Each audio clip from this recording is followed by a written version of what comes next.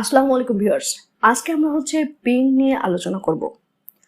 তো প্রথমেই বলে রাখি, বিং হলো বি ভার্বের প্রেজেন্ট পার্টিসিপল রূপ।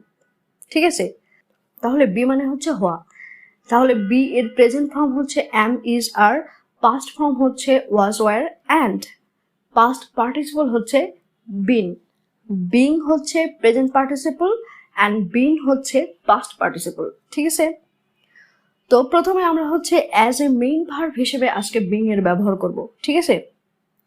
যখন আমরা বিং কে মেইন ভার্ব হিসেবে ব্যবহার করব তখন এটা হেল্পিং ভার্ব বি ভার্বের am, is, are, was, were কে ফলো করবে। আমি আবারও বলছি, যখন আমরা বিং কে মেইন ভার্ব হিসেবে ব্যবহার করব তখন এটা হেল্পিং ভার্ব বি ভার্বের am, is, are, was, were কে ফলো করবে।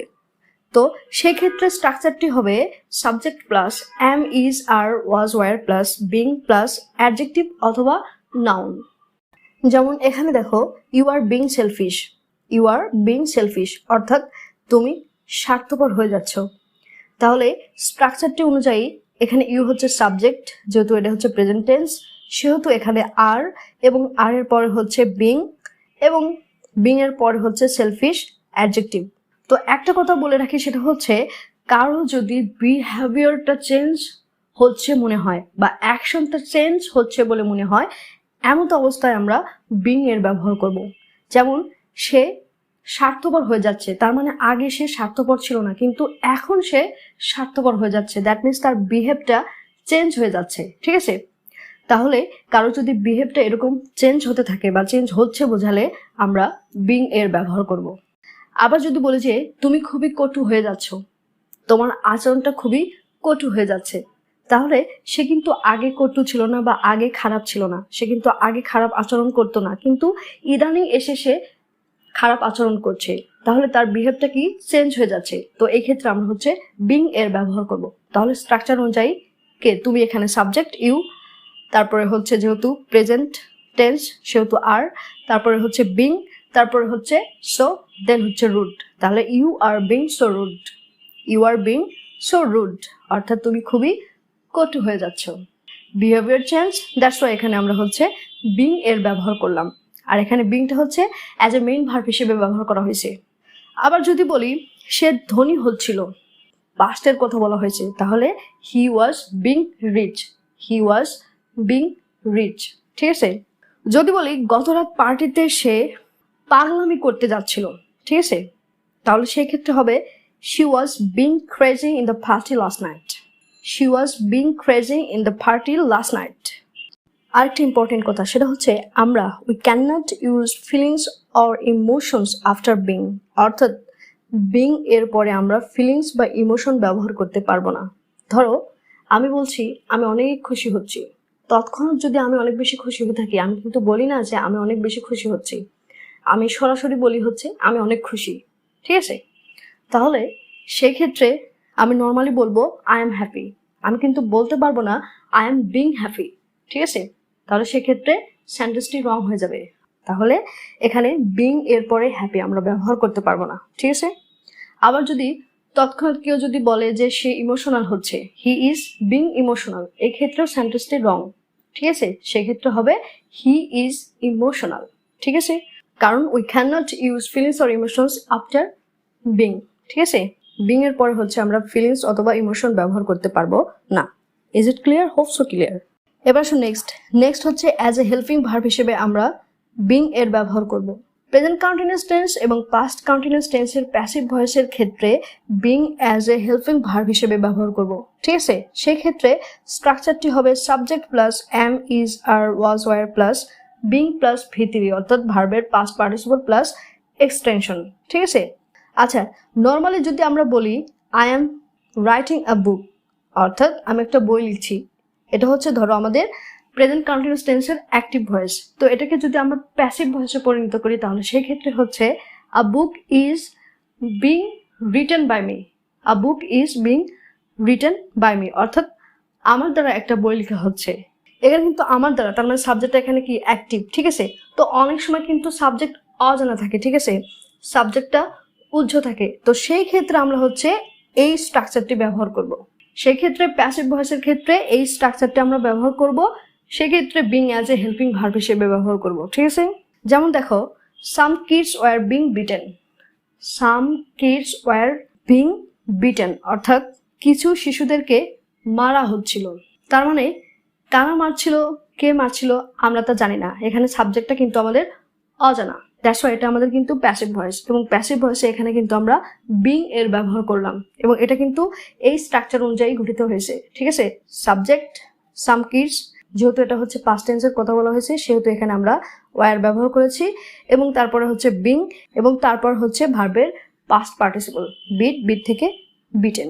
ঠিক আছে, তো এই ক্ষেত্রে হচ্ছে আমরা হেল্পিং ভার্ব হিসেবে বিং এর ব্যবহার করলাম, এবং এটা হচ্ছে আমাদের পাস্ট কন্টিনিউয়াস টেন্সের প্যাসিভ ভয়েস। আবার যদি বলি খাবার তৈরি করা হচ্ছে, ফুডস আর বিং প্রিপারেড। ঠিক আছে, ফুডস খাবার, এখানে সাবজেক্ট, তৈরি করা হচ্ছে present continuous tense, that's why are, তারপরে হচ্ছে স্ট্রাকচার অনুযায়ী বিং, দেন হচ্ছে V3 অর্থাৎ ভার্বের পাস্ট পার্টিসিপল প্রিপারেড। এই মুহূর্তে পরবর্তী ভিডিওটি রেকর্ড করা হচ্ছে। The next video is being recorded right now. The next video is being recorded right now অর্থাৎ কে রেকর্ড করছে, কাদের দ্বারা রেকর্ড করা হচ্ছে আমরা কিন্তু কিছুই জানি না, সাবজেক্ট এখানে আমাদের অজানা। দ্যাটস ওয়াই এখানে আমরা বিং ব্যবহার করেছি। প্রেজেন্ট কন্টিনিউয়াস টেন্সের প্যাসিভ ভয়েসের ক্ষেত্রে এখানে আমরা হচ্ছে বিং এর ব্যবহার করলাম। এবার শো বিং অ্যাজ এ জেরান্ট অর্থাৎ জেরান্ট হিসেবে আমরা বিং এর ব্যবহার করব। ঠিক আছে, অর্থাৎ ধরো বি ভার্বের সঙ্গে যখন আমরা আইএনজি যুক্ত করছি সেটা হচ্ছে বিং। আবার আমরা কি জানি যে ভার্বের সঙ্গে যখন আমরা আইএনজি যুক্ত করি সেটা হয়ে যায় নাউন। যেমন দেখো being angry doesn't help anything, being angry doesn't help anything অর্থাৎ রাগান্বিত হওয়াটা কোনো কিছুকে সাহায্য করতে পারে না বা কোনো কিছুকে সাহায্য করে না। She likes being alone, she likes being alone অর্থাৎ সে একা থাকা পছন্দ করে। এখানে দেখো এই বিংটা কিন্তু আমাদের জেরান্ট। ঠিক আছে, এখানে লাইকসের পরে আমরা হচ্ছে সাধারণত কি ভার্বের সঙ্গে আইএনজি যুক্ত করি, দ্যাট মিনস হচ্ছে বির সঙ্গে আমরা আইএনজি যুক্ত করে এখানে বিং ব্যবহার করেছি, সুতরাং বিং এখানে আমাদের হচ্ছে জেরান্ট। বিষয়টা কি বোঝা গেছে? আবার দেখো I dreamed of being a Rockstar, I dreamed of being a Rockstar অর্থাৎ আমি একজন রকস্টার হওয়ার স্বপ্ন দেখেছিলাম। ঠিক আছে, আবার দেখো do you like being a teacher, do you like being a teacher অর্থাৎ তুমি কি একজন টিচার হওয়া পছন্দ করো। লাইকের পরে এই বিং এখানে আমাদের জেরান্ট অর্থাৎ ভার্বের সঙ্গে আমরা আইএনজি যুক্ত করেছি।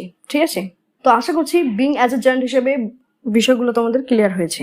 এবার আসো নেক্সট হচ্ছে এই ব্যবহারটা আমরা অনেকেই জেনে থাকতে পারি, সেটা হচ্ছে হোয়াই বা হোয়াতে বোঝালে আমরা বিং এর ব্যবহার করতে পারি। যেমন আমি যদি বলি being a teacher teaching is my duty, being a teacher teaching is my duty অর্থাৎ শিক্ষক হওয়ায় বা শিক্ষক হওয়াতে শিক্ষা দেয়া আমার কর্তব্য।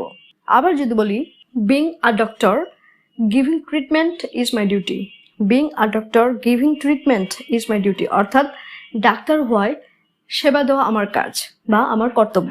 Being a good person I can't heart them, being a good person I can't heart them অর্থাৎ ভালো ব্যক্তি হয় আমি তাদেরকে আঘাত করতে পারি না। ঠিক আছে, তো এটা হচ্ছে বেসিক্যালি হোয়াই বা হোয়াতে বোঝালে আমরা বিং এর ব্যবহার করলাম।